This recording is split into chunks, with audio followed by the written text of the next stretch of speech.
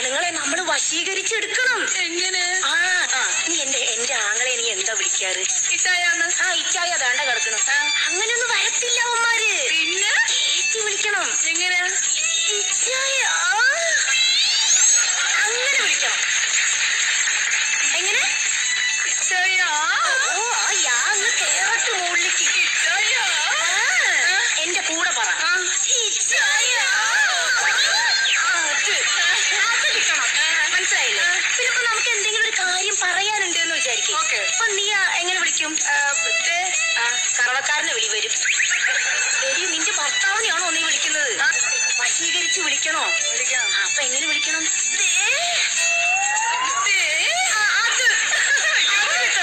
ഈ രണ്ടൊന്നും ഓക്കെ ആണെങ്കിൽ ഓക്കെ. അപ്പൊ റോസമ്മ ഇങ്ങനെയാണോ ചേട്ടാ? നീട്ടി. എന്റെ ചേട്ടായിക്കാണ് നീട്ടേണ്ട കാര്യമൊന്നുമില്ല. ഒരു കാലം ഇറച്ചിയിൽ തീർന്നോളൂ. അപ്പൊ ഞാൻ പറഞ്ഞത് ഓർമ്മയുണ്ടല്ലോ, എന്ത് പറയുമ്പോഴും നീട്ടണം. അത്രേ ഉള്ളൂ. സുധാകരന്റെ ഭാര്യയില്ലേ ലക്ഷ്മി, അവളെ വീട്ടിൽ കയറ്റാൻ പോകത്തില്ലടി. നമ്മുടെ വീട്ടിൽ കയറി വന്ന എല്ലാ സാധനങ്ങളും നമ്മളോട് ചോദിക്കാണ്ട് അങ്ങ് എടുത്തോണ്ട് പോകും. പക്ഷെ അതൊക്കെ എന്റെ ഭർത്താവ് എല്ലാ മാസവും 1-ാം തീയതി അടുക്കളയിലേക്കുള്ള എല്ലാ സാധനങ്ങളും എനിക്ക് വാങ്ങിച്ചു തരും. അല്ല, എന്തിനാ 1-ാം തീയതി ആക്കുന്നത്? ഇന്നലെ തന്നെ 2 കവർ സാധനങ്ങളല്ലേ വാങ്ങിച്ചുകൊണ്ട് വന്നത്.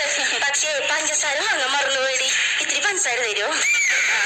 പഞ്ചസാരല്ലേ? പഞ്ചസാരക്ക് ഗ്ലാസിന്റെ ആവശ്യമില്ല. ഞാൻ പേപ്പർ പൊതിഞ്ഞു തരാം. അയ്യോ, പൊതിഞ്ഞാ മതി. എന്നാ പിന്നെ ഈ ഗ്ലാസ്സിൽ ഇത്തിരി ചായപ്പൊടി എടുത്തോ. അപ്പൊ അമ്മ ഇഡ്ലി കഴിക്കായിരിക്കും. തുണി അലക്കാൻ തുടങ്ങുക. നല്ല അലക്കാലേ.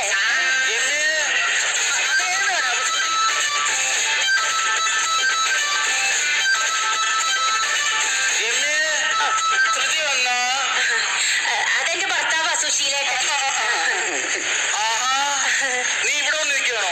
നിന്നെ കാണാൻ ഞാൻ 5 വീട് തെണ്ടി. ഞാൻ പിന്നെ 10 വീട് തെണ്ടി ആ വഴി പഴനിക്ക് പോകാൻ പാടില്ലായിരുന്നു. കൃത്യസമയത്ത് ചേട്ടന് ഭക്ഷണം കൊടുത്തില്ലെങ്കിൽ അപ്പൊ തലകറങ്ങും. അതെന്താ അങ്ങനെ? സാമ്പാർ കൊട്ടോട് നീട്ടി അങ്ങ് ഒഴിച്ചു കൊടുക്കും കേട്ടോ. അയ്യോ, ഞാൻ എന്തൊക്കെയായി കാണിക്കുന്നേ? ഇതൊക്കെ ഞാൻ എന്റെ വീട്ടിൽ ചെയ്യേണ്ടതല്ലേ? ഏത് വീട് കണ്ടാലും ഞാൻ എന്റെ വീടാണെന്ന് വിചാരിക്കും. കൊണ്ടു ചേട്ടാ അങ്ങോട്ട്. നമ്മുടെ വീട് പോലെയല്ലേ? ആത്മഹത്യ ചെയ്യാൻ പോയേക്കുന്നു. ഹോസ്പിറ്റലിൽ കയറി കയറി മടുത്തെനിക്ക്. ഇതിന്റെ വല്ല കാര്യമുണ്ടോ? വല്ല കാര്യമുണ്ടോ? വല്ല കാര്യമുണ്ടോ? ഇതിന്റെ കാര്യം ഉണ്ടെന്ന് ഡോക്ടറല്ലേ പറഞ്ഞത്? ഇട്ടില്ലെങ്കിൽ കഴുത്ത് താഴോട്ട് പോകും. കഴുത്തല്ല താന്നു പോണ്ടത്, നിങ്ങൾ ഒന്നാകെ താന്നു പോണം.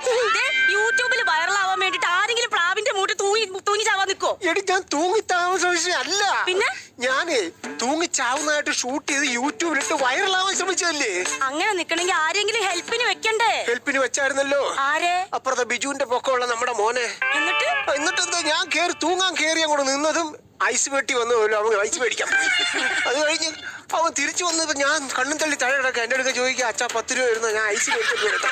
ഈശ്വര ഭഗവാൻ, ഇത്രയും സ്നേഹമില്ലാതെ പോയല്ലോ നമ്മുടെ മോന്. അവന് സ്നേഹമില്ലെന്ന് പറയണ്ട, നിനക്ക് സ്നേഹമുണ്ടോ?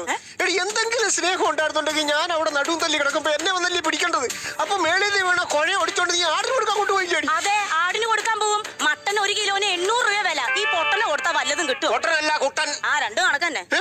എടി, ഞാൻ അവിടെ കിടന്ന് കരഞ്ഞു വിളിച്ചിട്ട് നീ ഒന്നും നോക്കിയത് പോലല്ലോടി. ആര് പറഞ്ഞു നോക്കിയില്ലാന്ന്? നിങ്ങൾ അവിടെ നിന്ന് ചന്തിയേന്ന് വിളിച്ചപ്പോ ഞാൻ വന്ന് നോക്കി.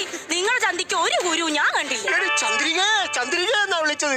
കുരുക്കിന്റെ എഫക്ട് കാരണം കാ പുറത്തേക്ക് വന്നില്ല. കുരുങ്ങി കിടന്നാ കാ പുറത്തോട്ട് വരില്ല. നമ്മൾ തോട്ടിയിട്ട് വലിക്കണം, അപ്പളേ കാ കിട്ടും. ഈ തമാശ നീ ആരോടെങ്കിലും പറഞ്ഞിട്ടുണ്ടോ? ഇല്ല കുട്ടേട്ടാ. ഓ, സമാധാനായി. ഞാൻ സഹിച്ചാ മതിയല്ലോ. അപ്പൊ എന്നെ ഇതുവരെ സഹിക്കാണല്ലേ? എന്റെ സ്നേഹം എന്താന്ന് കുട്ടേട്ടന് മനസ്സിലായി? അറിയാ, സ്നേഹം ഉണ്ടെന്ന് എനിക്കറിയാം. അതുകൊണ്ടാണല്ലോ ഞാൻ വീണ സ്ഥലത്ത് എന്റെ പാദസ്പർശം ഏറ്റ മണ്ണ് വാരി കവറിനകത്ത് സൂക്ഷിച്ചു വെച്ചേക്കുന്നത്. അയ്യോ, അത് അതുകൊണ്ടൊന്നല്ല. ഞാൻ 2 ദിവസം മുമ്പ് അവിടെ ചീരവെത്ത് ഭാവി ഉണ്ടായിരുന്നു. അത് നശിച്ചു പോണ്ടല്ലോ എന്ന് വിചാരിച്ച് ഞാൻ ആ മണ്ണെടുത്ത് മാറ്റി വെച്ചതല്ലേ കുട്ട. അപ്പൊ സ്നേഹമില്ലാത്തോളെ നിന്റെ ആൾക്കാരനല്ലോ അയലത്തുകാരും. എടി, ഞാൻ ആശുപത്രി കിടന്നപ്പോ അയലത്തുകാരെല്ലാം കൂടെ പടക്കം പൊട്ടിച്ച് ആഘോഷിച്ചെന്ന് കേട്ടല്ലോ. പടക്കം പൊട്ടിച്ചാ? അയ്യോ കുട്ടേട്ട, അത് പടക്കം പൊട്ടിച്ചതല്ല. കുട്ടേട്ട പ്ലാവിന്റെ പോളന്ന് പൊട്ടി വീണില്ലേ? അപ്പൊ ചക്ക ഒരുപാട് വീണല്ലോ. അങ്ങനെ ചക്ക വീണപ്പോ ചക്കക്കുരു എല്ലാം കൂടി വേസ്റ്റ് ചെയ്യണ്ടെന്ന് വിചാരിച്ച് ഞാൻ അയൽവക്കക്കാർക്ക് കൊടുത്ത്. അപ്പൊ അതിന്റെ ആഘോഷമായിരിക്കും. പക്ഷെ ഞാനൊരു കാര്യം പറയട്ടെ, ആ ചക്കന്ന് ഞാനൊരു ചക്കച്ചുളയോ ഒരു ചക്കക്കുരു ഞാൻ തിന്നിട്ടില്ല. അതിന്റെ ഒരു സമാനം ആശുപത്രിയിൽ ഉണ്ടായിരുന്നു. ഇറക്കി പാട്ട് പാടാൻ ഒക്കത്തില്ല. അങ്ങനെയാണെന്നുണ്ടെങ്കിൽ ഒരു കാര്യം ചെയ്യാം, നമുക്ക് രണ്ടുപേർക്കൂടെ പാടാൻ പറ്റുന്ന ഒരു പാട്ട് നമുക്ക് രണ്ടുകൂടെ പാടിയാലോ? ഏത് പാട്ട്?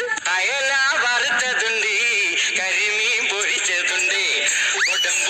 അടുത്തു വെച്ച നല്ല ചെമ്മീൻ കറിയുണ്ട്, തുമ്പപ്പൂ മണമുള്ള ചെറുമണി ചോറുണ്ട്, തുമ്പപ്പൂ മണം മണം മണം നല്ല മണം വരുന്നുള്ളൂ. നല്ല മണം വരുന്നുണ്ട്. അതെന്താണെന്നറിയോ? വിശന്നിട്ട് കുടല് കരിഞ്ഞ മണ.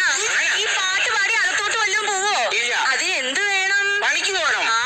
ആര് പണി ചെയ്യണം? നീ പണി ചെയ്യണം. ഞാനാ? പിന്നെ നീ പണി വേണ്ടത് എനിക്ക് ചിലവ് തരാൻ. ദേ, എന്റെ പൊന്നാങ്ങൾ നിങ്ങളുടെ കൈ പിടിച്ച് തരുമ്പോ എന്താ പറഞ്ഞെന്നറിയോ? എന്താ പറഞ്ഞത്? മലയാള സിനിമയിലെ അടുത്ത ഗാനഗന്ധർവനാണ് ഏട്ടനെന്ന്. അതല്ലേ എന്റെ ജീവിതത്തിൽ രക്തത്തിൽ ഇങ്ങനെ അലിഞ്ഞു കിടക്കുന്നതല്ലേ സംഗീതം എന്ന് പറയുന്നത്.